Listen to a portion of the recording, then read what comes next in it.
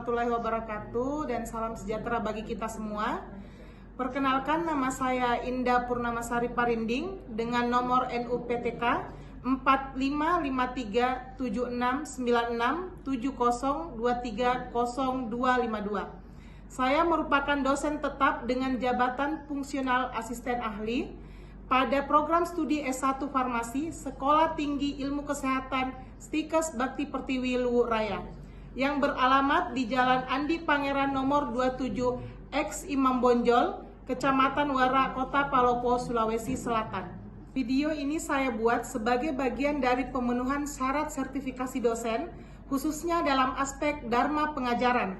Sebagai bagian dari pelaksanaan Tridharma Perguruan Tinggi, melalui video ini saya menyampaikan pernyataan diri saya sebagai dosen dalam melaksanakan kegiatan pembelajaran. Saya mengampu mata kuliah kosmetologi yang merupakan mata kuliah wajib pada semester 7 program studi S1 Farmasi Stikes Bakti Pertiwi Luwu Raya dengan bobot 2 SKS. Kuliah ini membahas berbagai topik penting, meliputi klasifikasi kosmetik, kegunaan dan efek kosmetik, evaluasi sediaan kosmetik sesuai penggunaannya, kosmetik tradisional, keamanan kosmetik, perundang-undangan kosmetik, kategori alat kesehatan AKHP dan non-AKHP, penggunaan alat infus, formulasi skincare, aturan dan etika penggunaan skincare, serta penelitian dan pengembangan R&D kosmetik. Pada pertemuan ke-6, materi yang dipelajari adalah sediaan kosmetik berdasarkan tujuan pemakaiannya, yang mencangkup definisi kosmetik, formula kosmetik, jenis dan manfaat skincare, serta cara penggunaan skincare yang tepat. Melalui materi ini, mahasiswa diharapkan mampu memahami teori dasar, mekanisme kerja kosmetik, serta jenis dan formulasi skincare. Pemahaman tersebut tidak hanya memberikan bekal konseptual, tetapi juga mendukung pembangunan kompetisi mahasiswa di bidang farmasi klinik, khususnya dalam memberikan edukasi dan rekomendasi penggunaan kosmetik dan skincare yang aman, efektif, serta sesuai dengan kebutuhan konsumen.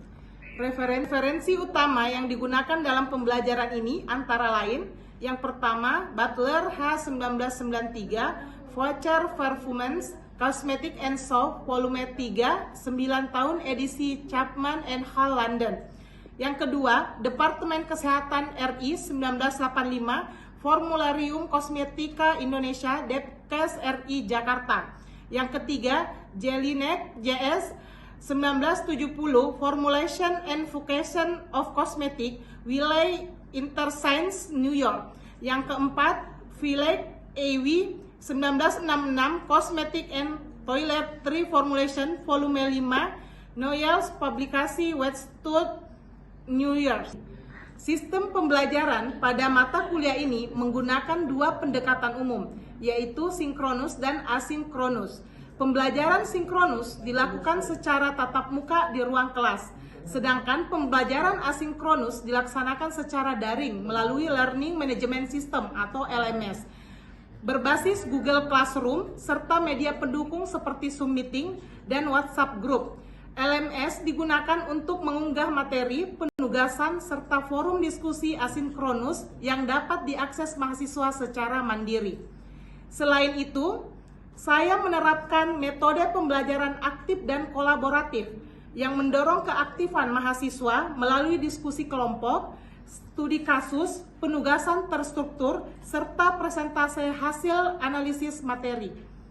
Mata kuliah ini dilaksanakan dalam 16 kali pertemuan dengan 7 pertemuan pertama diakhiri dengan ujian tengah semester atau UTS dan 7 pertemuan selanjutnya diakhiri dengan ujian akhir semester atau UAS. Pertemuan ke-15 dan ke-16 digunakan untuk presentasi tugas akhir, review materi, atau sesi remedi. Evaluasi hasil pembelajaran dilakukan melalui berbagai bentuk penilaian, meliputi yang pertama, ujian tengah semester atau UTS sebesar 20%, ujian akhir semester atau UAS sebesar 20%, kuis interaktif sebesar 10%, yang keempat, penugasan individu dan kelompok sebesar 35%, yang kelima, partisipasi diskusi kelompok sebesar 15%, Total bobot penilaian adalah 100%. Berikut ini saya tampilkan cuplikan proses pembelajaran yang saya laksanakan secara sinkronus di ruang kelas.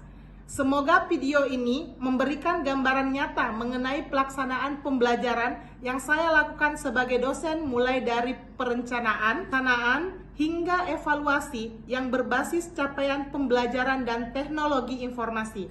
Saya mengucapkan terima kasih atas perhatian dan penilaiannya. Wassalamualaikum warahmatullahi wabarakatuh. Salam sehat selalu untuk kita semua.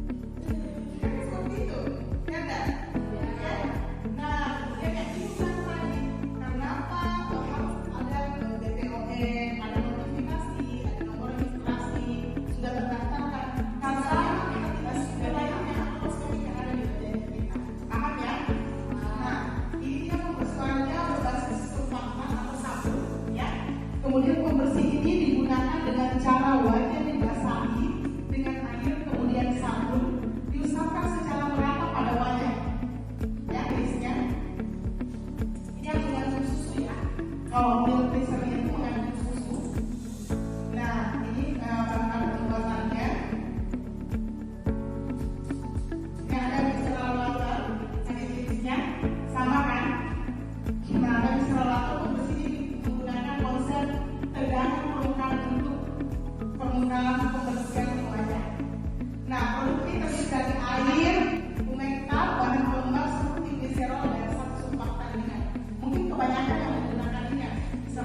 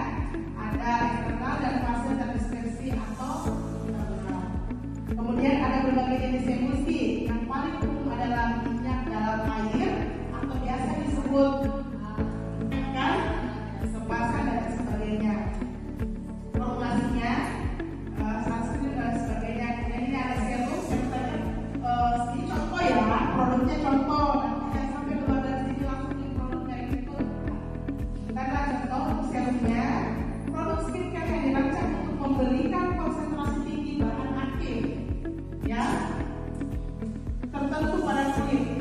Jadi artinya tertentu, makanya itu orang kadang dia kalau menggunakan serum biasa efek dari skincare-nya lebih cepat kan. Nah kadang kan gitu dalam penggunaan serum seringkali serum mampu mengintegrasi lebih efektif daripada krim. Ada tidak di sini yang pernah pakai serum tapi dia tidak menggunakan krim? Ada, termasuk ibu sendiri. Ya, ada. Maksudnya kan serum kan bisa juga memberi efektivitas yang lebih cepat dan sebagainya. Apakah kita harus menggunakan krim? Kalau kita rasa dengan serum kita sudah cukup menghidrasi kulitnya kita, ya tidak jadi masalah. Kalaupun kita butuh ternyata penambahan krim, tidak jadi masalah juga. Tergantung lagi kebutuhan kondisi kulitnya kita. Oke, serum penetrasi tidak serta-merta menggantikan pelembab, tetapi dapat meningkatkan efek hidrasi dari pelembab yang bukan hidrasi. Nah, komponennya bisa dilihat ada pelarut, pengental, pelembab, bahan aktif, pengawet, dan pewarna. Ya, sama tadi untuk formulasinya dan lain sebagainya. Ini ada masker ya. Sering kalian lihat, ya, masker wajah adalah masker kecantikan yang berwujud sediaan gel, pasta, atau serbuk yang dioleskan pada wajah untuk membersihkan dan mengencangkan kulit. Di sini ada yang biasa pakai masker slip dan lain sebagainya kan. Jenis-jenis masker pun sekarang sudah sangat-sangat banyak. Dan saya rasa hampir semua jenis kayaknya kalau cewek sudah digunakan. Entah yang mana cocok, semuanya rasa-rasanya tidak cocok, padahal sudah ada yang cocok. Hanya kalau karena kita melihat merek-merek atau brand baru, kita akan lebih tertarik terkadang. Tapi hati-hati dengan overbrand yang terjadi sekarang. Jadi kalian karena sudah belajar kosmetologi, harapannya kalian paham cara membedakan kosmetik yang baik dan benar ya. Jenis manfaatnya sangat banyak. Ada dari wash of mask, ada dari clay mask, ada dari mood mask, kemudian ada dari sheet mask. Sheet mask pastinya paling sering ya. Ada dari peel of mask sama exfoliating mask. Ada sleeping mask, sering ya digunakan. Jadi ini merupakan dari komposisi ya. Jadi kebayang kalian kalau sudah melihat komposisinya, tinggal pencampuran seperti apa, cara buatnya seperti apa, pasti sudah terbayang. Oke? Oke, ini ada beberapa ya, beberapa jenis nanti bisa dilihat lagi. Kemudian ada waist spray. Waist spray biasa digunakan di akhir pada saat kita sedang menggunakan skincare atau pada saat spray kita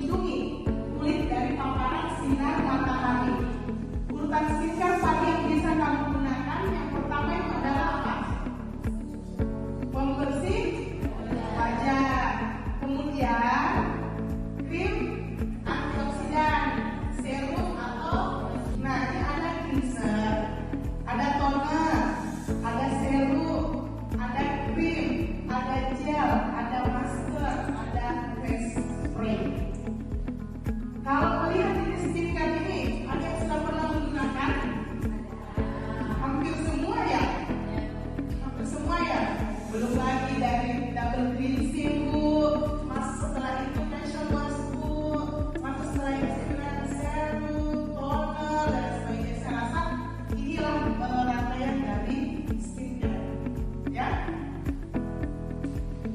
Bu, apakah boleh Bu kalau saya hanya menggunakan dari jenis skincare di atas, saya menggunakan selama ini cuma 4 Bu? Tidak boleh. 1-2 jenis skincare pun artinya dimana kita bisa menjaga kesehatan kulitnya kita, itu nutrisi untuk kulit itu memang dibutuhkan. Kenapa? Polusi sangat banyak, aktivitas kalian sangat banyak, jenis makanan yang dikonsumsi pun terkadang berbeda. Jadi bisa dipastikan kita membutuhkan nutrisi-nutrisi tertentu untuk kulitnya kita. Ya, bisa dipahami? Oke. Kemudian di sini ada kita bahas dulu cleanser atau pembersih. Jadi untuk cleanser itu kan ada banyak macam kan jenisnya. Tidak hanya yang water saja, ada cleansing oil. Jadi di sini kalian bisa lihat masing-masing perbedaannya. Kita lihat di sini ada cleansing oil. Formulasi terbuat dari berbagai campuran minyak alami yang bermanfaat bagi kecantikan kulit, seperti minyak, argan, rosenik, dan camellia. Ya, kemudian ada produk perawatan kulit yang dipakai untuk membersihkan wajah dari make up. Ya, ada kan cleanser dari make up. Ya, kelebihan minyak dan kotoran lain yang menempel di wajah. Inilah gunanya misalnya kalian dari keluar seharian dan lain sebagainya. Upayakan kalau yang sering berkomedian dan lain sebagainya, apa menyebabkan komedian kalian banyak dan sebagainya? Karena jangan membersihkan wajah, langsung membersihkan pakai facial wash. Sedangkan itu kita harus double cleansing. Nah, apalagi PKPK yang water tidak akan bisa digunakan langsung hilang dengan penggunaan air saja dengan satu cuci muka. Karena untuk yang double cleansing untuk water kulit sendiri memang harus ada tahapannya, kita bersihkan dulu, kemudian kita cucinya pakai facial wash itu untuk double cleansing. Ya, bisa dipahami. Kemudian ada kelebihan cleansing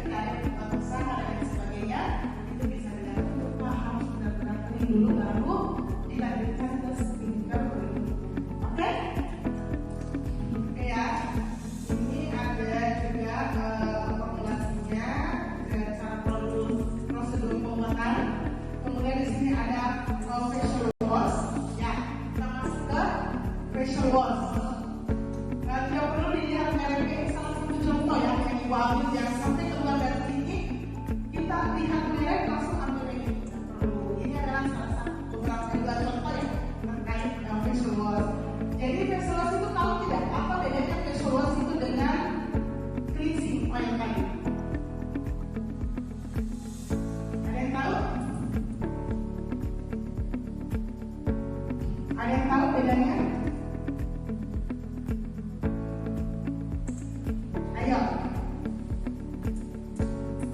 Tahu nggak? Masih bingung? Bu, yang satu cleansing oil itu dia pembersihnya, kalau itu kalau mau cuci mukanya nggak apa-apa. Ada yang tahu tidak perbedaannya? Linda?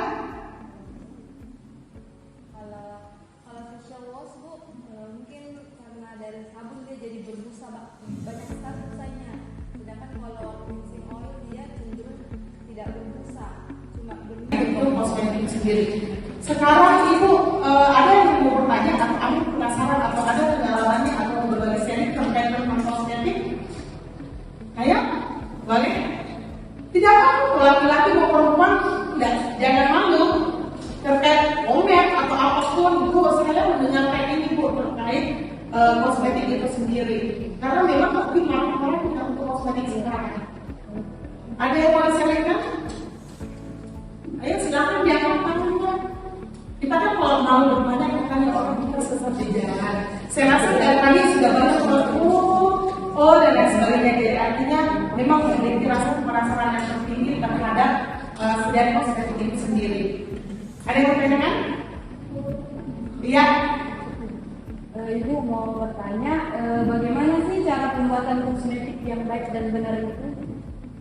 Oke, luar biasa sekali. Siti Nurfadila ya bertanya tuh bagaimana sih cara pembuatan kosmetik yang baik dan benar itu? Mas ya, ibu coba jawab dulu ya. Ini untuk semua umum ya. Bagaimana cara pembuatan kosmetik yang baik dan benar itu? Selain mengikuti persyaratan dan aturan yang ada, yang seperti ibu katakan tadi, dengan bahan-bahannya yang harus diperhatikan, ada namanya kalau di obat orang biasa istilahkan CDOB. Cara pembuatan obat yang baik dan benar. Kalau di obat tradisional ada CPOTB, ya kan? Pernah dengar cara pembuatan obat tradisional yang baik dan benar? Kalau di kosmetik ada namanya CDKB, cara pembuatan kosmetik yang baik. Nah itu semua ada aturannya, ada standarisasinya. Jadi kita tidak bisa membuat sebuah kosmetik yang baik dan benar dengan hanya mengatakan bahwa ibu misalnya anak memiliki zat yang bisa membantu misalnya meningkatkan jerawat, iritasi kulit dan lain sebagainya. Tetapi kita memiliki standarisasi dalam pembuatan kosmetik itu sendiri dan itu sudah diatur oleh BPOM. Ya, pertanyaan saya itu Bu, kan ada beberapa produk tersebut mengandung hidroquinone atau merkuri, tetapi produk tersebut sudah mendapatkan izin BPOM. Nah, mengapa produk tersebut bisa mendapatkan izin BPOM, tetapi dalam komposisi tersebut terdapat merkuri atau hidroquinone? Oke, luar biasa sekali ya pertanyaannya. Itu sudah mengacu dengan yang terjadi yang marak saat ini ya. Kita sudah bisa tutup mata karena memang informasi yang kita dapatkan dari sosial media dan lain sebagainya itu sudah sangat marak. Pada dasarnya, ya produk-produk yang sudah melewati notifikasi dari BPOM itu memang sudah berdasarkan standarisasinya. Tetapi ibu katakan oknum, ada oknum yang tidak bertanggung jawab setelah memeriksa itu dia menambahkan beberapa, karena misalnya dalam sebuah produk itu terkadang sudah laris, sudah bagus, manis, tetapi untuk mengikuti hasrat yang lain dan lain sebagainya makanya ditambahkanlah, diformulasi ulangkanlah dan lain sebagainya dengan tetap menggunakan notifikasi yang ada. Karena pada dasarnya adik-adik sekalian, produksi dari kosmetik itu tidak hanya satu kali berjalan selesai, tetapi kan ketika barang habis kan kita produksi lagi. Apalagi kita mendaftarkan lagi Bu dengan barang yang jenis yang sama?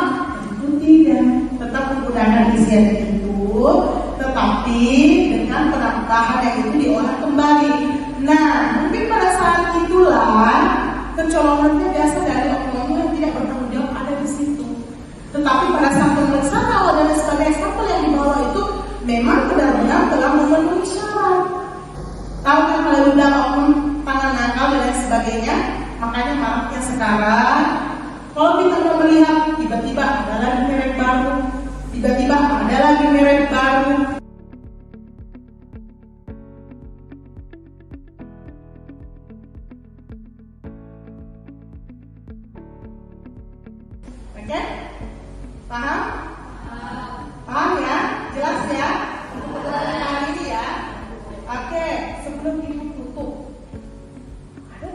bisa membantu Ibu menyimpulkan terkait pertemuan kita hari ini? Kesimpulan yang dapat saya ambil pada materi kali ini yaitu kita tahu bagaimana urutan skincare yang benar dan bagaimana pemilihan produk skincare untuk kebutuhan diri kita sendiri. Luar biasa, sekarang dulu untuk perhatian. Oke, sekian dan terima kasih untuk perhatiannya hari ini. Kita ketemu lagi di pekan depan. Harapannya Ibu dengan semangat yang sama, bahkan semangat yang lebih baik lagi. Kita ketemu minggu depan dengan hal yang lebih fresh. Dan Ibu harapannya bisa lebih glowing semua ya. Ya sepekan ini bolehlah setelah kita mempelajari mengenal tentang skincare, cara penggunaan semua bisa diterapkan. Pada dasarnya karena ini yang kita alami di kehidupan kita sehari-hari. Sekian dari Ibu, terima kasih atas perhatiannya untuk hari ini. Sampai ketemu minggu depan. Wassalamualaikum warahmatullahi wabarakatuh dan selamat siang.